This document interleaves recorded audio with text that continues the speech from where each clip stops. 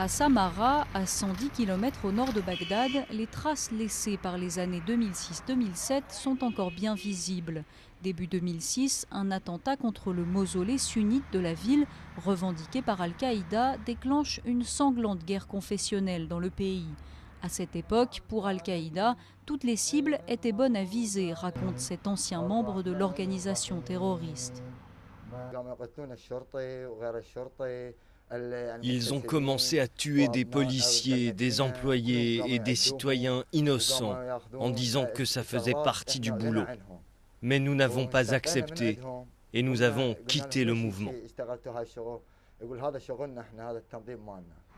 Pour ce repenti, Al-Qaïda en Irak est aujourd'hui à l'agonie. Si l'organisation a revendiqué de nombreux attentats meurtriers ces derniers mois, on est loin de la violence des années 2000.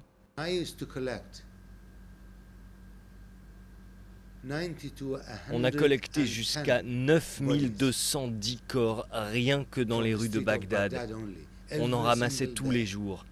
On leur avait tiré dans le dos, assassinés. C'est à cette époque que naissent les brigades de Sarwa, composées d'anciens insurgés sunnites qui se sont ralliés au gouvernement irakien et aux Américains pour éradiquer Al-Qaïda. À Samarra, ce sont elles qui aujourd'hui encore assurent la sécurité.